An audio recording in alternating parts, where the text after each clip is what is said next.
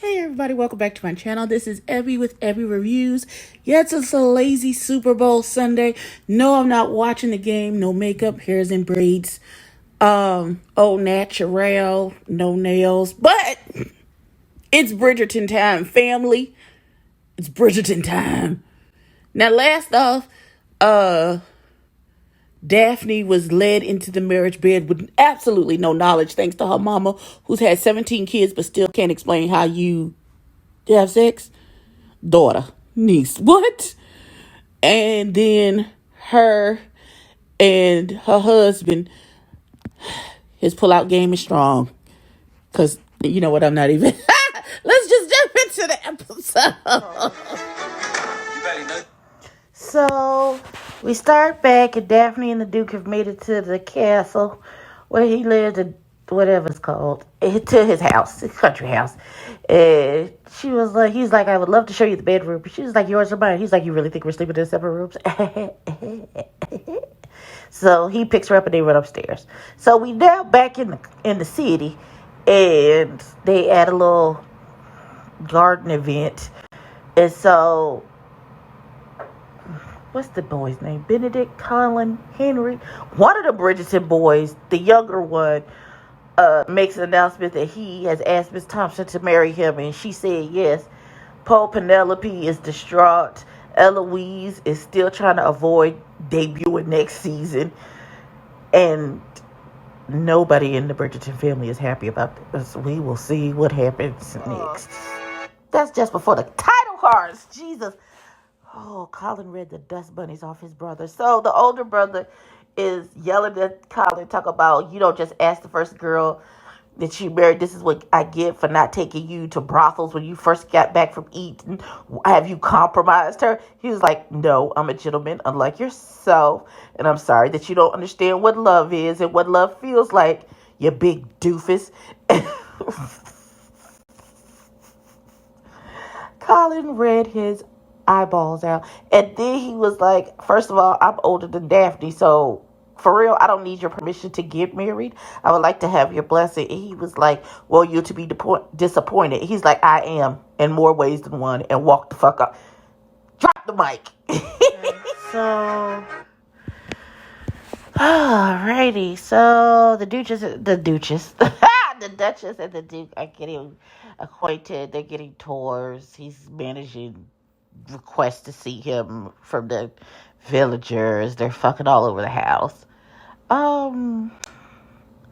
So we are aware that there is some semen in if he has pre-cum, and she can still get knocked up.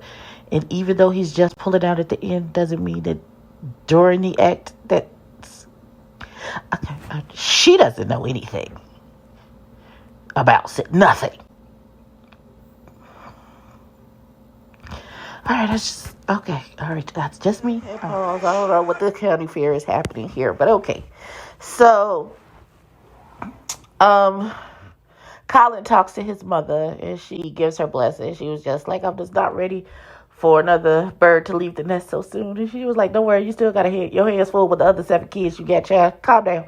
And so, oh, God. So we're at the Featheringtons, and Miss Thompson is really trying to get Penn to be her friend again. Miss Thompson still doesn't understand that Penelope is madly in love with Colin, and she's devastated that he's marrying her and not her. It's Miss Thompson and not herself.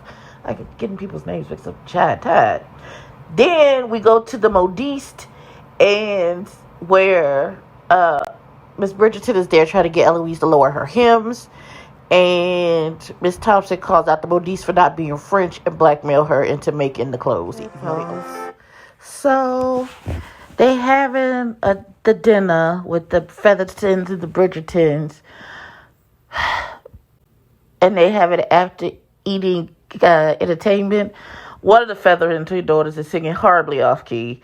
And so Colin excuses himself, and then Penelope excuses herself, and she catches him in the hallway, and she tries to warn him and tells her, she doesn't tell him she's knocked up, but she tells her that Miss Thompson was in love with this other man, and he's in France, and she tells the whole love story, talking about she's seen their love letters. Of course, Colin is like, you're a good friend, Penn, but don't think that I don't know that I flirt with half the girls in the city and da da da da da. And he's like, we know each other's minds. And then Marina comes out and she talks about how I thought with your family I would find acceptance, but your mother is just tolerating me. And she's like, I wish I never had to leave you. I wish we could get married. Now, Miss Thompson to finesse this boy into thinking it was his idea to run away to get married. They go on an elope. Oh, here we go. Welcome. Penelope fake sick so she don't have to go to dinner with her mama. So Daphne is going out into the village. Okay, so they had a fair, and she was supposed to pick a pig to win, and then that person won a contract to supply pigs to Cliveden.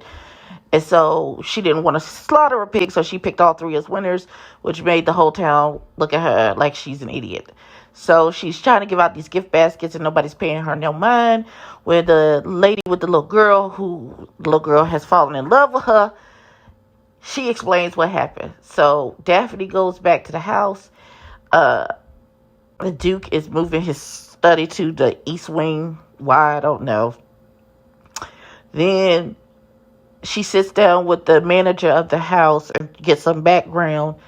And the manager of the house tells about how she tried to, the former mistress, Simon's mama, tried to get pregnant. So the manager is telling Daphne, like I told my mother, sometimes it's not always the woman, sometimes it's the man. And she was like, oh, I've spoken that to her. She's like, no, go ahead. She was like, yeah, it's like my mother said, a womb can't quicken if there isn't a healthy seed.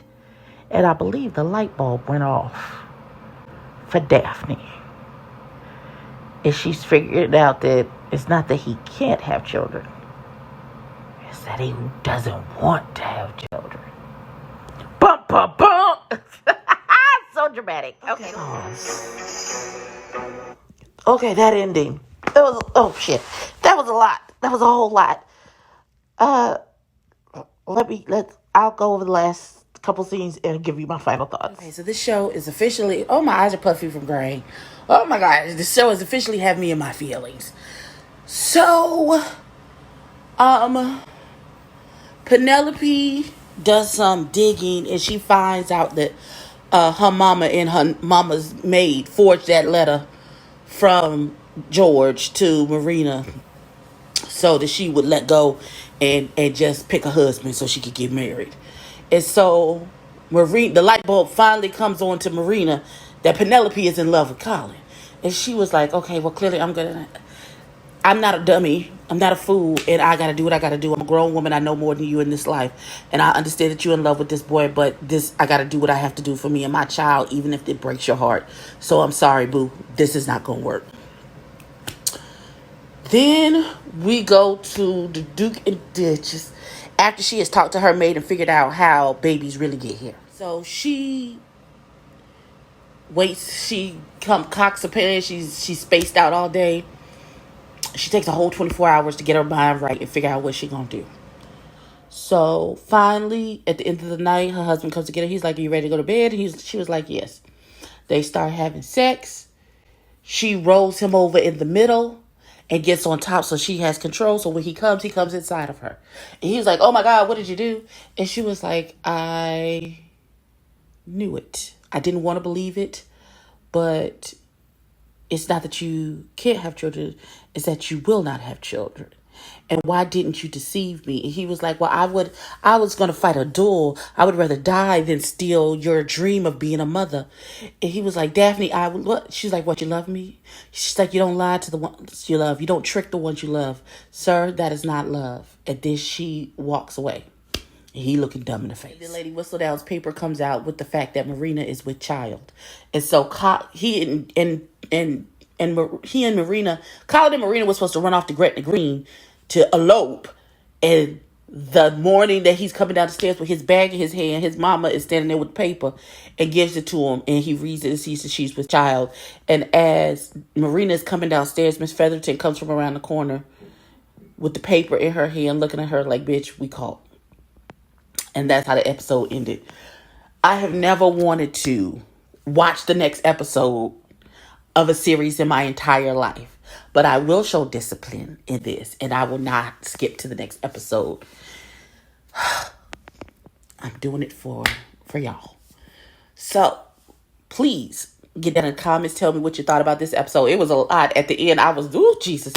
Like, comment, and subscribe. Tell a friend to tell a kid. And I will see you in the next one.